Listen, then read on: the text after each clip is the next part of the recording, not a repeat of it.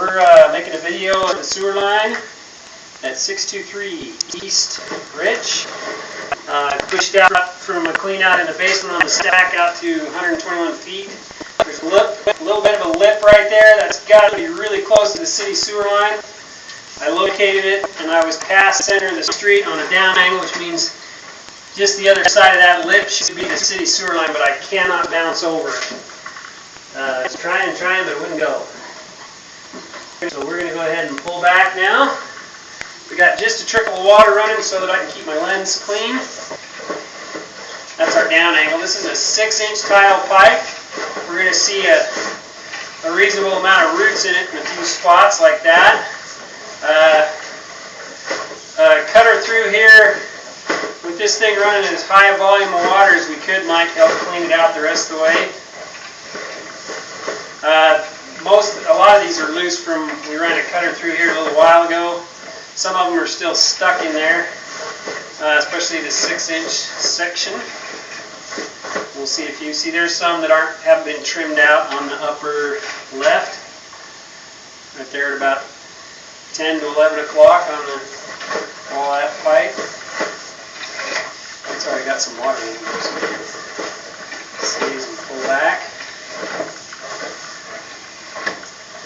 These look like they're loose to me. Now there's again a ball of roots on the right from about 1 o'clock to 5 o'clock that didn't get scraped out, but there's a hole through the left side with a little bit left at the top of the pipe.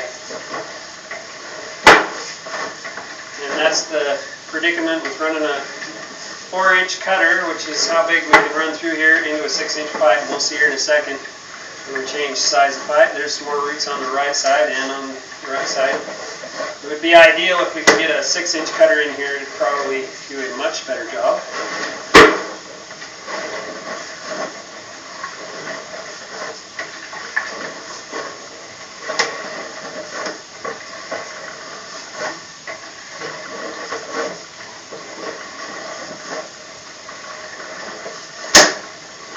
A little bit of a down angle where it looked like.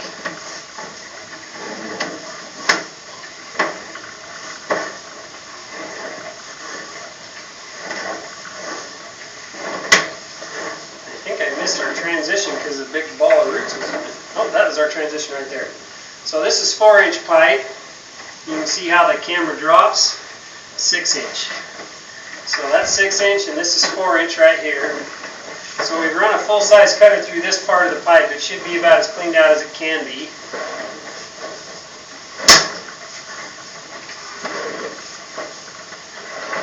Now there's a Y right here.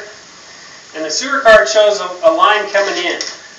And what that does is that Y leaves an open area that's a little bit bigger than the pipe, than the 4-inch pipe. So if you went back the other way on the Y, it'd be a little bit bigger. Leave a little more room for the cutter to get by it. So it's left a pretty good solid mass of roots right there. The solids will go by it for the most part, but it's a lot easier for them to grow in because we don't tear them all the way out. They don't have to start from scratch. They've got a clump of them there to start from. But the straight joints, like this one here, you can see they're pretty much all cleaned out. A little bit left over there. Here's looks like a 45-degree corner. I think this comes a little more out of the back of the house. I'm not sure. This drawing shows it coming out the side, but that's 2 corners right there.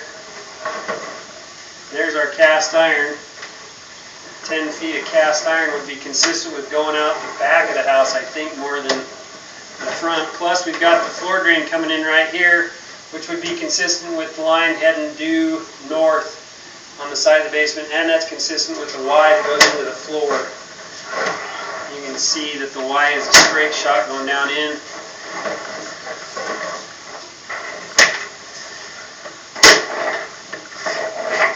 So we'll see here the corner as we come out is a straight shot going down. So this line heads due north out of the basement, which is not the same as the sewer card shows. So there's our basement clean out on a Y, heads due north that way. There's our utility sink with a floor drain tying in. That was what we saw out at 10 feet. So that concludes our video.